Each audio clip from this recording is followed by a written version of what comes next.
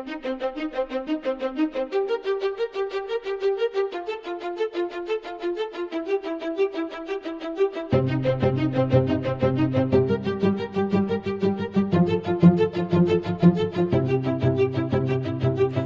everybody, it's Friday, May the 10th, 2024, and this is How to Restart a Church, a spin-off podcast where I, Pastor Trey Comstock, my friend and colleague, Pastor Emily Larson, talk about how to make church happen and how to make church happen again. This week's episode started in a bar. Or rather, the idea for this week's episode started in a bar. I was talking to Kyle Tremblay, a friend and colleague of ours who is a campus minister here in the Texas Annual Conference, runs a Wesley Foundation, I think at Lamar.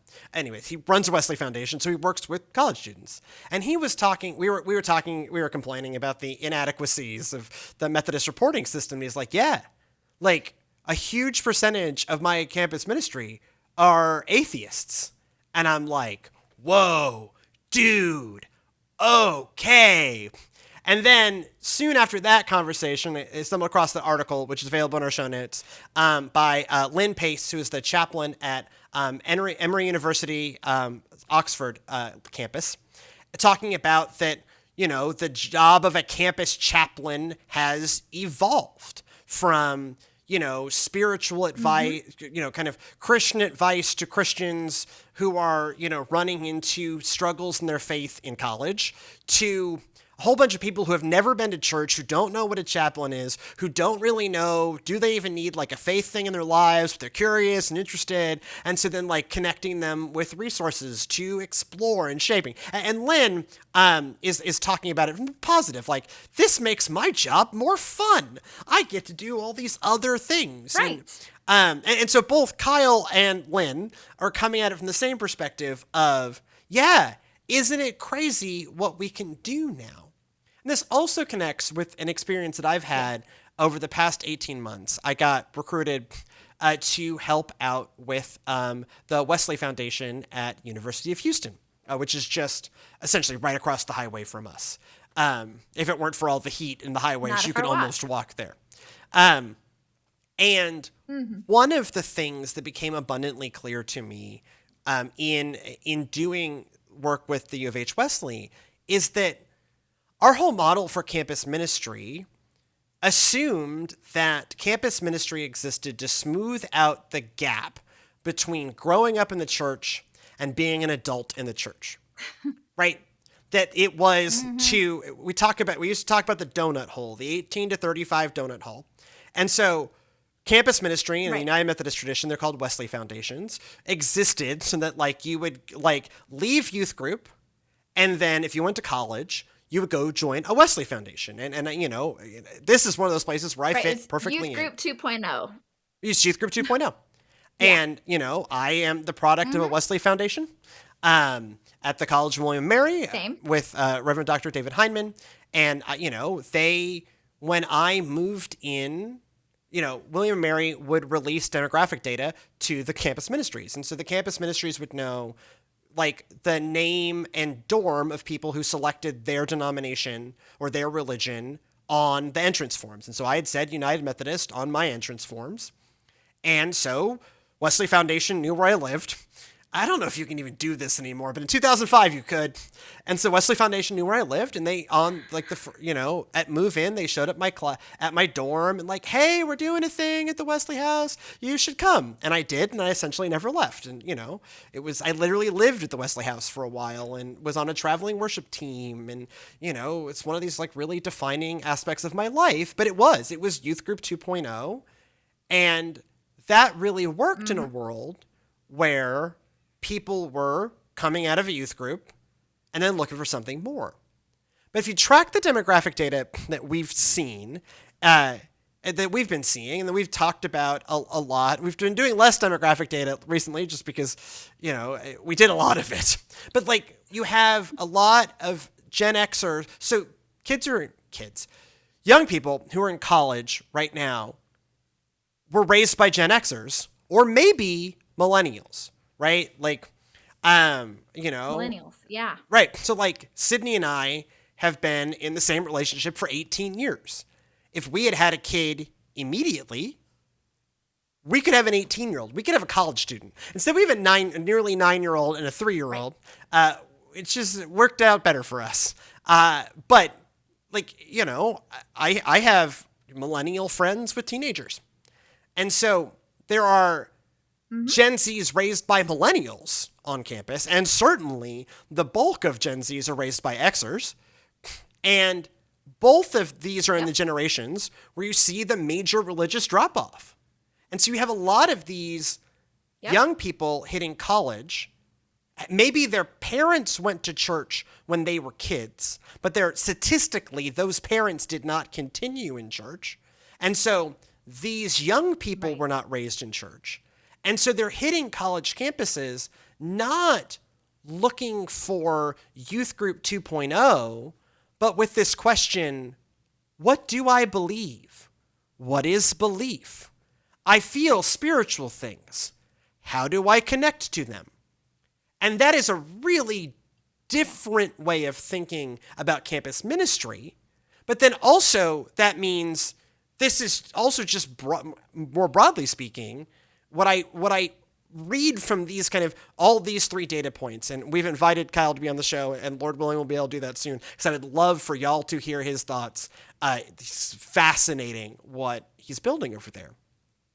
But campus ministry serves as a really representative sample of what ministry to Gen Z and with Gen Z just looks like writ large. It's just right now they're in a stage of life where a concentrated number of them are on college campuses. And so if they're looking for meaning making, they're in that stage where they're doing that on college campuses, right? You know, a lot of us millennials, I have been out of college. If I've been married for nearly 15 years, that means I've also been out of college for nearly 15 years. It'll be 15 years at the end of this month since I graduated from undergrad. And so, like, we are well removed from that, you know, experience. And Gen Z's there now. And that landscape looks really different and is a real reminder that, like, okay, we have these models, and campus ministry is one of them, where it's like we had a playbook. We knew how this was. It was like pizza and a cool place to hang out and a chill vibe and, you know, a pastor with a chill vibe and cool, go. And I'm oversimplifying it. It's even in those days, it was a lot harder than that. But there was a model, at least. Really. Yeah. And now you have a lot. Go ahead. Now it's something completely different. Yeah. For sure. Yeah. Now it's something completely different. It really was like, I remember being on my Wesley Foundation campus ministry. And it was literally, our shirts just said free food, come get free pizza. Right. We had the chill vibe. We had the, you know, worship down in a basement. Like, it looked like Youth Group 2.0. But I think that specifically, you know, Wesley Foundation's campus ministries in general are a good case study. They're a good microcosm of the church in general, of what the greater society is doing, right? So as we are looking at restarting churches, as we are looking at what does your community writ large need, look to your Wesley Foundations for a small sampling of what are people looking for. And the answer is not Youth Group 2.0. It is let them have space to explore their spirituality. Let them have non-judgmental spaces to ask questions. Right. Be their chaplain. I love that the chaplain said, isn't this amazing, right? In this article, he was like, and now I get to do really interesting, really hard, but really interesting ministry to people who, you know, they had a Diwali day for, you know, their Hindu students, and they had all sorts of interesting things happening. But the thing that drew people to those days and to those events were the same things that Christian community's been doing for centuries, right? It's true community. It's, you know, it's for the food, it's for the fellowship, it's for the, you know, coming together as a group to support your friends. And then also this spiritual aspect that people are seeking, not necessarily knowing how to find, not necessarily knowing who to go to. So who is the person you go to if you are spiritual but not religious nowadays? Or even who is just that person that you can go to? Right. That you want you know, we've looked at the data before that gets at like, oh, people are not less spiritual, they are just less religious, right? And I think from our perspective, or certainly from my perspective, we, the church, bear a lot of blame for that. Of, you know, if we want to, this was on the show y'all listened to on Tuesday, but like I got off on a rant of like, look, you want to talk about all of these rules and God's law. Okay. Are you being loving? Right. So this is another one of those places where, okay, like we want to shake our fist at spiritual, but not religious. And we should probably reflect on why do they think being religious is so bad? Like, right. Right. And as ever, here again, we have a challenge that is also an opportunity and that's what I see in things like what Lyn Pace wrote about, what hopefully Kyle will be able to come on and talk to us in more detail about, but like this like huge amount of like just atheists in a campus ministry. And he's like, yeah, I'm just not going to get the like, you know, baptism and profession of faith numbers that they're expecting. But I'm like, yeah, but okay. But this should like, you know, I've often said like, if you want to do evangelism work, okay, do you know any atheists? Like, do you know any people who are non-believers? Yeah. Do you interact with people who are not within the church fold? No, I don't. They're sinners. Great. You're never going to reach anybody. Right. So even if we just want to think about evangelism, if we want to think about, or to think about it in a healthier way of just like building light, that what we're to do is to build life-giving communities with the heart of God at the center of it, then approaching it from the perspective of, we have this group of insiders that we know we're going to be here, and we need to reach those insiders, and we need to make sure that we're shepherding these insiders. Well, that's good. I mean, certainly, I certainly benefited from that model of campus ministry. I had a home for 4 years, you know, a spiritual home for 4 years that helped me find my calling. And then when I got my call to ministry, I had people I could talk to about it. And a bunch of us went on, you know, and also this is where all your new pastors come from. That's where all your pastors come from.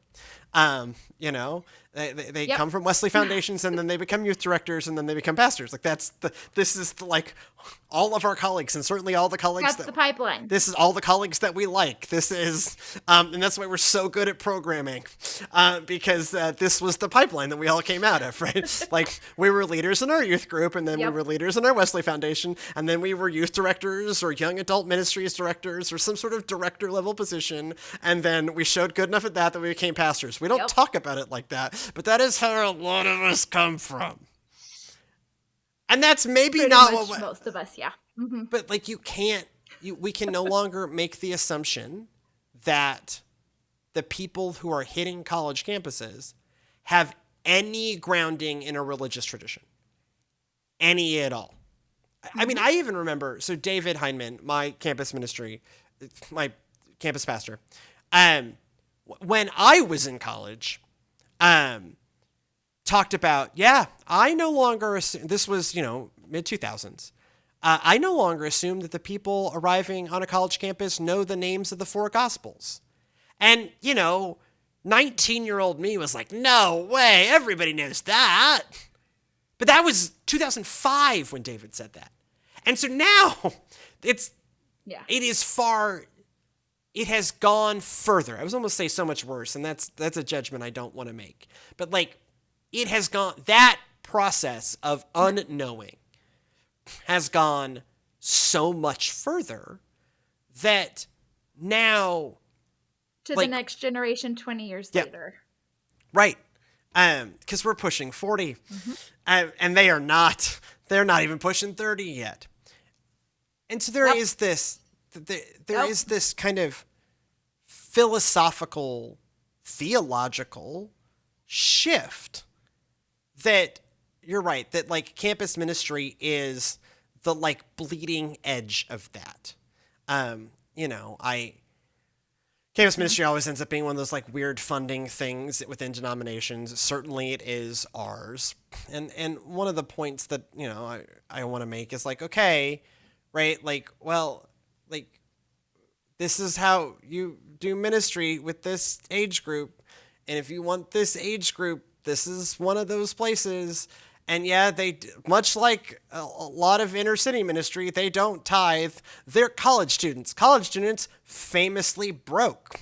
My buddy, Steve, Lyn, ate so much ramen that he went to the hospital with an iron deficiency because it was not the sodium. Turns out it's not the sodium that gets you.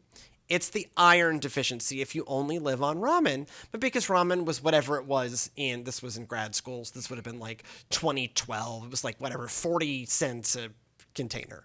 It's the only thing that's 40 cents in anything, right? But it's like less than $1 per meal. And so $3 a day on ramen, it was like he could be eating for less than $3 a day. So no, he's not gonna tithe. He just nearly killed himself with ramen. But we need to have those spaces, but also we need to just as like there was this great unknowing, there's a real challenge for us to start doing the unlearning of what is like, when we were, and it just, U of H Wesley just didn't work out, and the underinvestment, a lot of things fall into why that didn't work out. But like one of the things that we centered on talking about is like, how do you make the pitch to people that they need church when they've never known before that they need church? And campus ministry is just the cutting edge of that question. Right.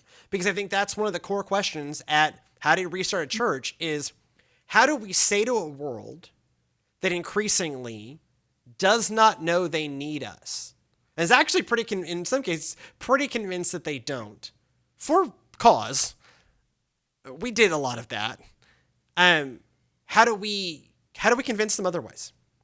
And beginning to let in that that's what we're doing. If we want ministry to people under the age of 50. I think that part, right. And I think that's part of it is when you speak to church congregations that don't have young people present in their sanctuaries on Sunday mornings or in any of their ministries any other time of the week, and they're looking around going, well, why aren't the young people here? We should do an event and have a pizza party or something like it. I'm like, yeah, man, I don't think that's going to do it. And if it does do it and they get there, there is just such a large misunderstanding of what is a college student, like what is the knowledge base of a college student, what is a college student, what is a Gen Z, right? We've done this. We've done this. Too. It's, we did this. How to spot a Gen Z, right? We did Gen Zs and Millennials, a spotter's guide, because I got angry, and when I get angry, strange things happen. But I was like, I got, the young people. This was, I don't know, 2020. 2019. It was 2020. It was like, excuse me. This was the same event where we did 2020. It was right before the pandemic, where we also did a session on how to live stream your worship service in February of 2020. Right. It was anyways. That was one of those like Nostradamus. We Nostradamus that. But we did, because you were in a meeting. They were like, yeah, you should do something for the young people, the millennials. And you're like, I'm 35. Right? Like, I was married with we are not the youngest people anymore. Right. And so we wrote a lecture, and we got, some millennials and some Gen Zs on a stage, and we interviewed them, and, and we called it, because I was mad. Mm-hmm. And so I entitled it Millennials and Gen Z, A Spotter's Guide. And there was a this is the difference between these two generations, friends. And we, and I've often done, and we are not that far off. Oh, go of ahead. alphas, of Gen Alpha being in the real, there being another generation that we need to talk about, because Gen Alpha is hitting youth groups. If my son's not going to be 9, they're coming up. And that's there's going to be another shift. And we're going to have to understand what the kids whose childhood has been shaped by the pandemic like, what does ministry with them mean? Now that, these are children being raised by millennials, now they may even be 2 generations removed from regular church attendance. Obviously my children aren't, but like your average Gen Alpha. I remember in that, when I do the church communications lecture, and in that lecture, Gen Z's A Spotter's Guide, we talked about even like communication styles. And even that at that time it often proves controversial of like, you cannot pick up the phone and call a millennial or a Gen Z. That's a human rights abuse. Like, they will not pick up. They will not pick up. They will not pick up the phone. They will not pick up the phone. Or if they do, they will not like you for it. And I got in some pitched argument with an older man of like, I don't like the texting. And I'm like, I'm sorry, you don't like the texting. These people do not exist for your convenience. They don't exist for your convenience. Right? Like, this is one of those like, like you cannot put a newspaper ad out and expect anyone younger than 50 to see it. Like, this is not a thing you can do anymore. Like, it's as absurd as saying like, well, we just need to have a good website. No, you don't. They're not going to website. They're not going to What's your a website? Webpage. Like, what's that's a website? Not the thing that's going to get a Gen Z there. What is a website? That's like saying we just need a good ad in the Yellow Pages. Like, no. Right. What's a Yellow Pages? They're not going to find you there. Right, like these, What is a Yellow Page? What is a Yellow Page? I love. We had a, one of our beautiful Gen Z souls at in Palestine, like, didn't know what a corded phone was. And this is like a fairly intelligent 16-year-old human that had no concept. Had no concept of a corded phone. She knew what a cordless phone was. This was a prop for she was playing an old-timey newspaper reporter. And so we needed a more old-timey phone. And she's like, what's this? And like, didn't know how to hold it. And like, this is like an intelligent, connected 16-year-old person not doing a bit. And she's like, what's this? Right. And but I think that argument with that old man has stuck with me. It was 4 years ago, stuck with me because, and these, what I like about what Kyle's doing and what Lyn wrote about in this article that we're sharing, is the old man shakes fist at sky about this of like, these darn kids, why can't they operate the way we want them to? And the truth is they don't have to. The church exists to accommodate the people who are not here yet, not to expect the people who aren't here yet to accommodate to our needs. The thing about being a missionary organization, an inherently missional organization, is you have to do that shift. If all these folks are coming with absolutely no religious background, then smashing them with doctrine is probably not going to set them up on a path towards faith or a path towards belief or a path towards however you want to define what the goal here is, a path towards understanding the value in this community.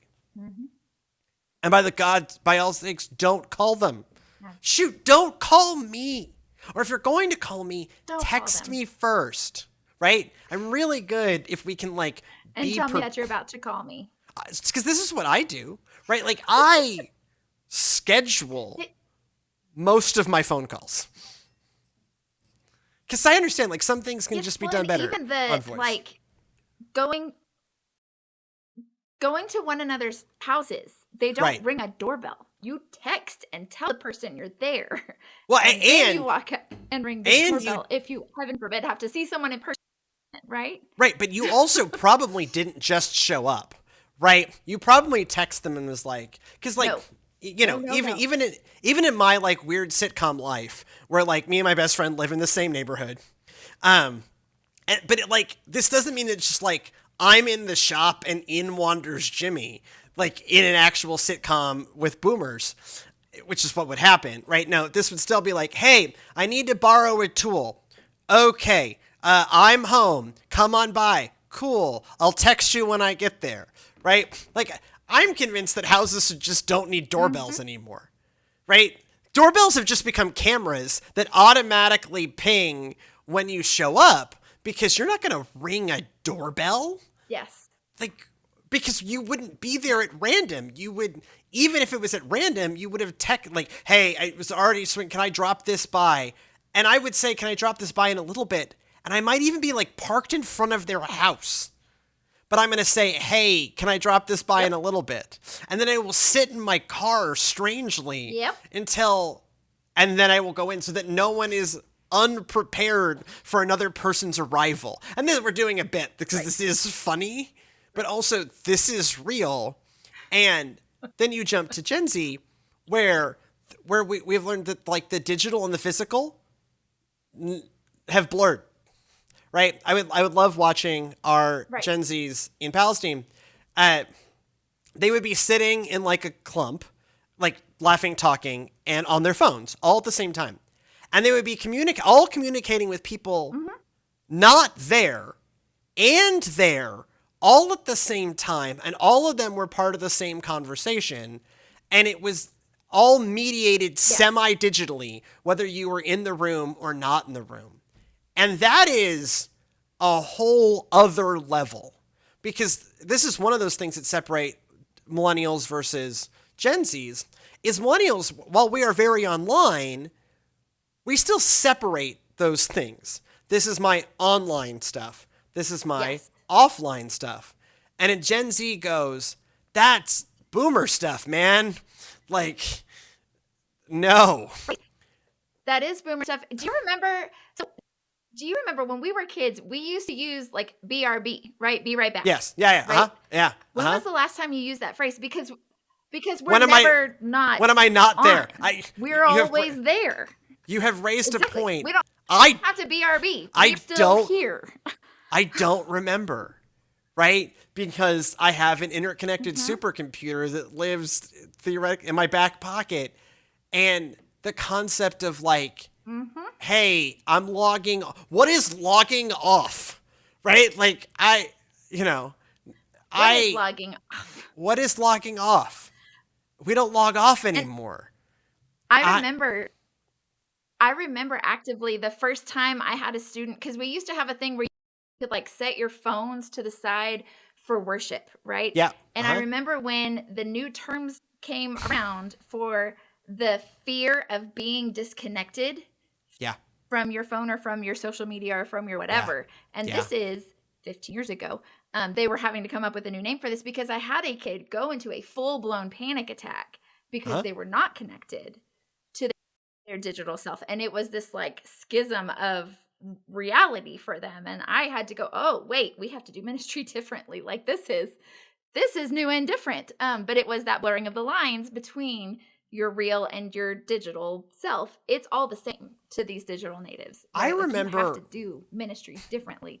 Because there's a time where I was very online for a millennial, kind of in the early days of social media, live journal, etc. And so I remember being the oddball. So I walked the Camino de Santiago when I was 19. This is like 06. And I remember, like, our professor said a thing you can't say anymore, which is like, we expect you to be entirely disconnected for a month. That you shouldn't engage in any digital anything for a month. Don't bring a phone. Yeah. Don't expect to be accessing the internet. And like, I had a blog, and I wanted to be connected. This is actually falls into how Sydney and I ended up dating, because she left comments on my blog, and it's how I knew that she liked me. This is true. And that blog was on LiveJournal. It was adorable. But I was the like weirdo and kind of the rebel, because I would find internet cafes in all of these tiny Spanish towns so that I could update my blog and check the comments.